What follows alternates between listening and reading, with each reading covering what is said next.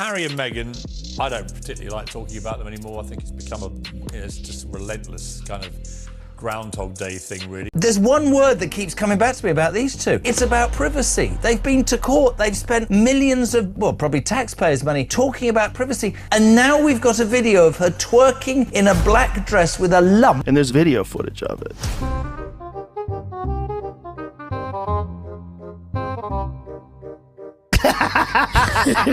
It's so disrespectful to Queen Elizabeth II's memory. Meghan ruined Harry. Now that the once carefree, fun-loving prince has turned into a miserable moaner, lashing out from the depths of his paranoia at a world he thinks is conspiring against him. You Kardashians, absolutely. Why not, Father Calvin, just put the bill to Parliament now? Just strip them. Well, just strip them of their titles. I'm done. I'm done. It started with a video, one that looked more like a parody than anything you'd expect from someone tied to the British monarchy. This institutional gaslighting that happens is extraordinary. And that's why everything that's happened to us was always going to happen to us. Because if you speak truth to power, that's how they respond. Before you gave up any royal duty, but wanted to have your royal cake and eat it by keeping your title so you could exploit them and make gazillions of dollars in America to the highest bidder. And what do for that money? You trash your family endlessly, and you're going to keep doing it, as does your wife, who trashes her own family, most of whom she's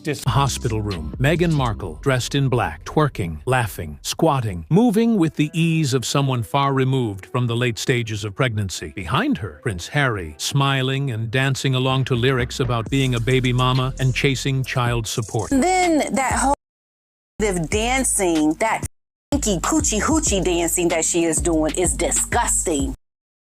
Down acting like that. The royal family should be ashamed of this woman, because a duchess, someone with a title, does not behave this way in public. kind of Groundhog Day thing, really. They want attention, they want to make money out of their royal titles. Every time they rear their heads to do it, everyone I hear goes nuts, including me, and then we carry on, repeat cycle.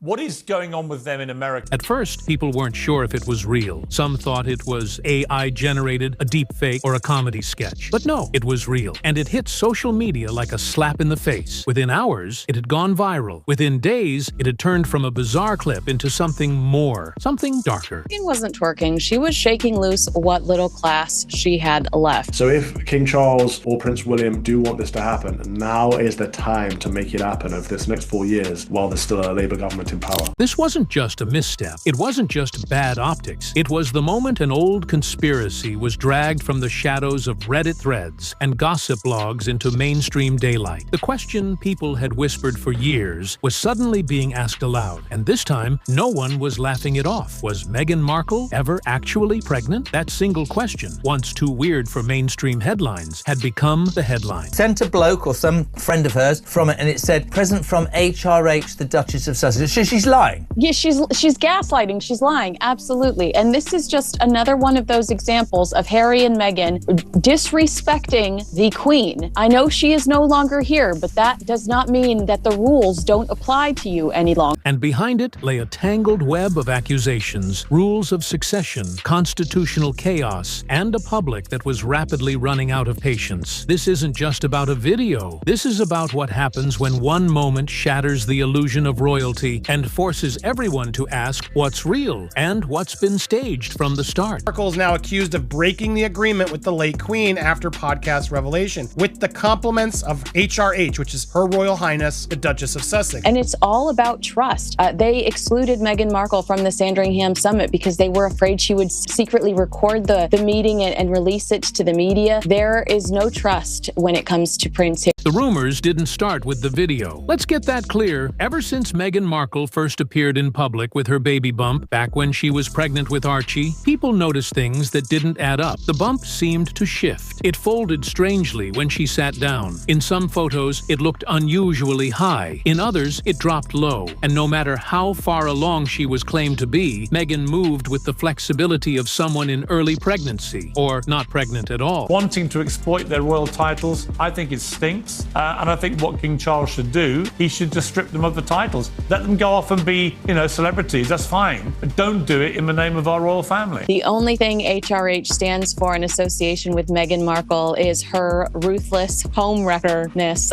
Of course, in those early days, the mainstream media treated it like internet garbage, just noise, fringe theorists, conspiracy nuts. Every time someone asked a question, it got buried under feel-good headlines, PR fluff, and royal photo ops. But all of that changed with one strange, chaotic clip. It's gross and grim and changed on every level. Just weird is to do this, what they're trying to prove by this. It is disgusting. Meghan, girl, you need to do better. I don't know what you think you're going to prove from this, but you're absolutely proving nothing with this appalling behavior of you apparently pregnant. The hospital video didn't just look weird, it felt weird. There was an eerie quality to it. The lighting, the camera angles, the soundtrack. It didn't feel like a candid moment, it felt produced, like a bizarre music video disguised as a birth announcement. And that's when even Meghan's defenders went silent. Because for the first time, it wasn't just the crazy corners of the internet dissecting her pregnancy. It was everyone. Mainstream media voices who'd previously stayed neutral or even sympathetic began to speak. Hardly a secret that the palace has already conducted secret meetings with members of the government to discuss putting the plan into action. Charles might be happy to put up with this, but William won't. He loathes and despises Harry and Meghan with every bone in his body. He believes they have betrayed everything the family stands for. Outspoken critics like Piers Morgan and Jeremy Kyle didn't hold back. Piers sarcastically tweeted, "We're about 2 months away from the intimate tape," while Jeremy, practically jockeying on live TV, compared the scene to a club. It was savage. But what mattered most wasn't the roasting, it was the shift. Harry and Meghan take their audience for fools. They blame everybody but themselves. They present even the most incendiary of claims with no evidence. And sadly, the impact is real. The royal family is getting damaged. The monarchy is getting tarnished. The narrative had changed. This wasn't This was now being treated as credible suspicion. And once the door opened, everything came flooding through. Conversation with you? With Harry. About how dark your baby is going to be? Potentially, and what that would mean or look like. Ooh. My wife is not visibly black, but that's who she is. The way that they speak about her and the way they treat her is incredibly relatable to everybody else.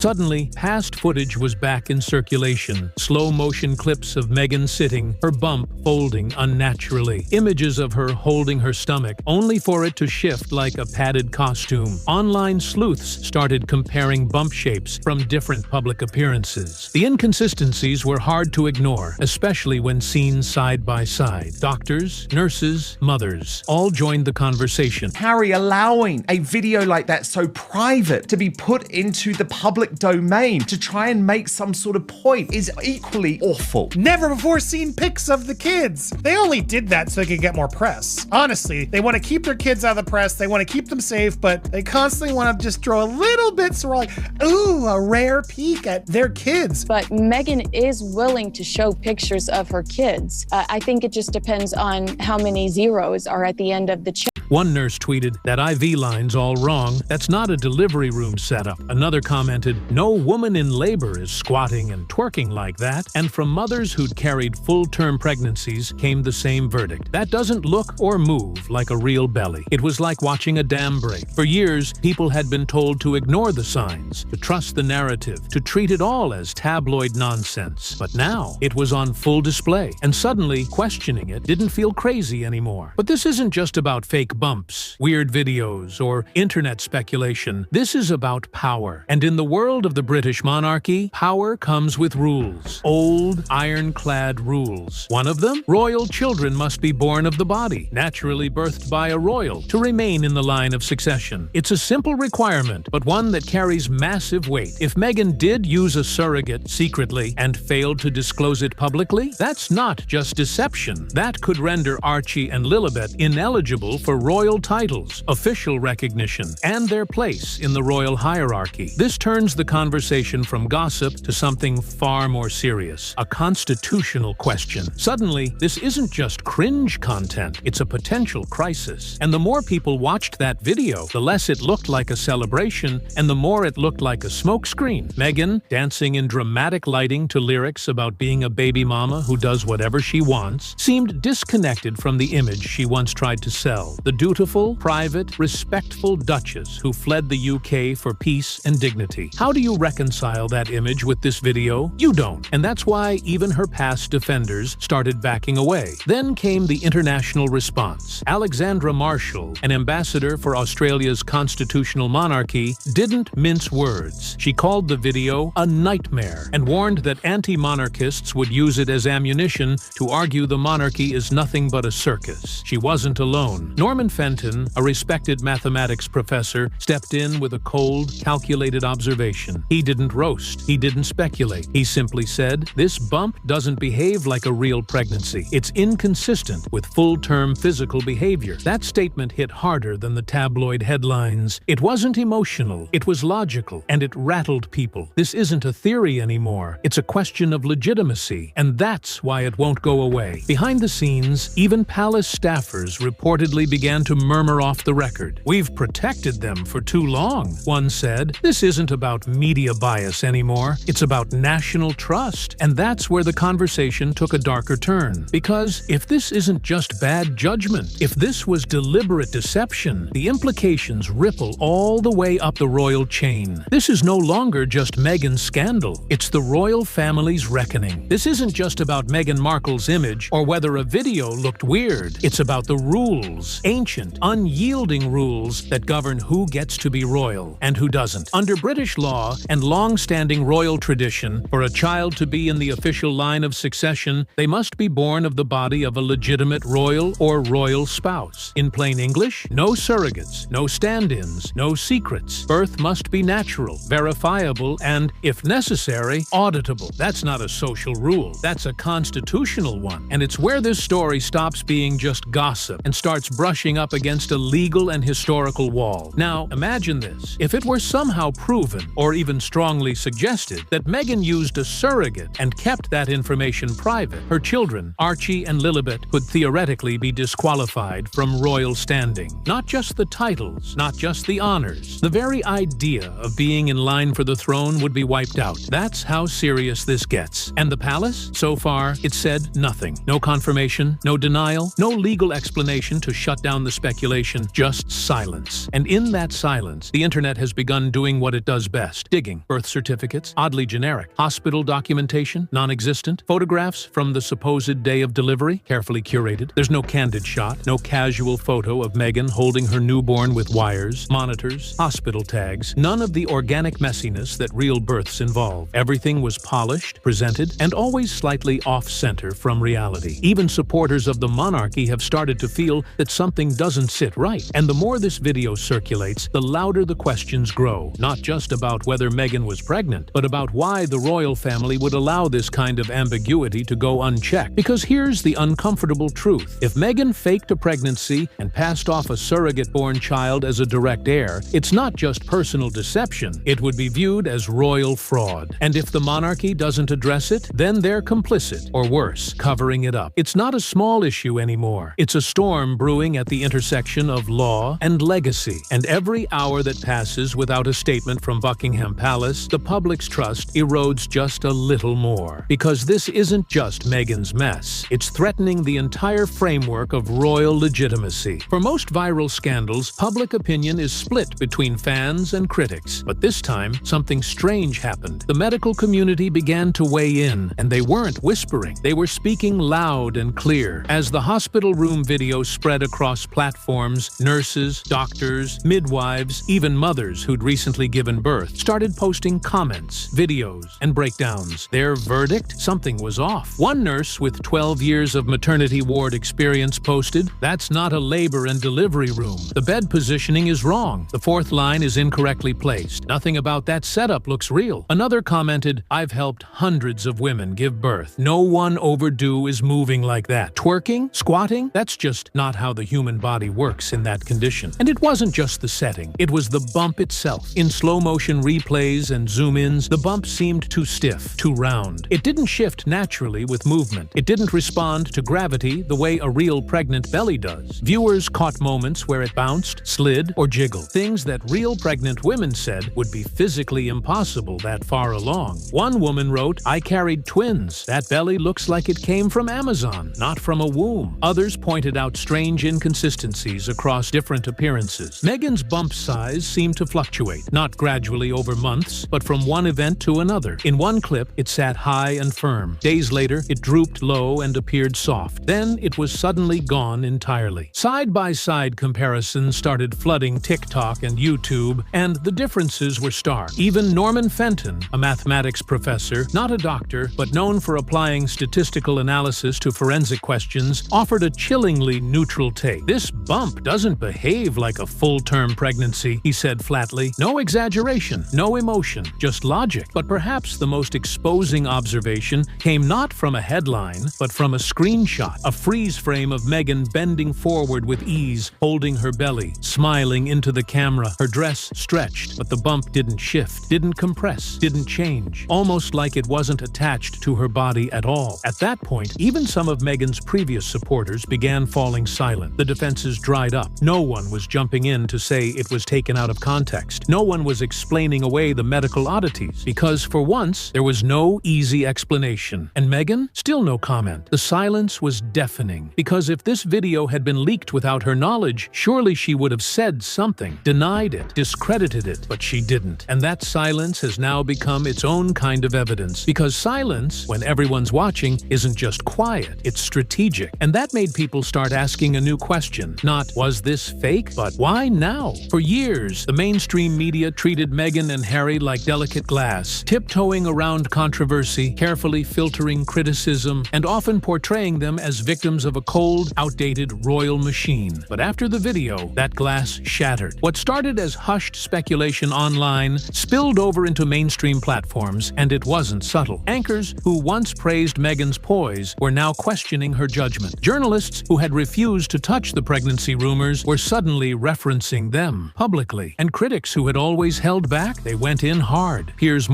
as expected, didn't waste time. "We're about 2 months away from the intimate tape," he tweeted bluntly. It was savage, but also a reflection of how surreal this spectacle had become in the public eye. Then came Jeremy Kyle, practically laughing on air as he described the scene. "She's dancing in front of the camera. It looks like a club dancing with pregnant women. She's holding her bump and twerking, and she put this online herself." The disgust in his voice wasn't performative. It was raw. Kyle didn't just roast the video, he questioned its purpose. Why post something like that? Was it attention-seeking? Performance art? A cry for relevance? His co-host Kinsey Schofield added fuel to the fire. "This isn't someone in labor. This is someone performing, selling something, selling herself." And that's when the tone shifted from roasting to genuine discomfort. Because if Meghan was trying to reclaim the narrative, this wasn't the way to do it. The video didn't look empowering. It looked manufactured, like a calculated move to stay in the spotlight at any cost. And viewers saw right through it. Even the usually tame news anchors started pulling punches. One admitted live on air, "If this video was meant to prove something, it's only raised more doubt." Another said, "The problem isn't that Meghan danced. The problem is that it looks like she's playing a character, and the stakes of that character are real." For the first time, the media wasn't just reacting to the video. It was questioning the narrative. The story of the struggling Duchess who just wanted privacy was unraveling. In its place stood something far more calculated and far more dangerous. And the scariest part? Still no response. Not from Meghan, not from Harry, not from the palace. Nothing but silence. And in media, silence doesn't buy you peace. It creates a vacuum, one that the public, the press, and the conspiracy machine are more than happy to fill. While the public tore the video apart, frame by frame, something else was reportedly unraveling inside the royal family itself. At first, the palace held its usual stance. No comment, no statements, no denials, just the stiff upper lip they're known for. But behind the scenes, sources say the atmosphere was anything but composed. One report claimed King Charles was deeply disappointed, not just because of the scandal, but because it had pulled the spotlight away from the crown's modernization efforts he's worked years to implement in a post-Queen Elizabeth era. But the reaction from Prince William? Allegedly furious, not because of what was said online, but because the entire debacle dragged the monarchy back into chaos again. Just when the royals were trying to rebuild trust and relevance, this video ignited a firestorm, one that made the monarchy look less like a sacred institution and more like a reality show gone off the rails. According to unnamed palace insiders quoted in royal gossip columns, William allegedly called the video a disgrace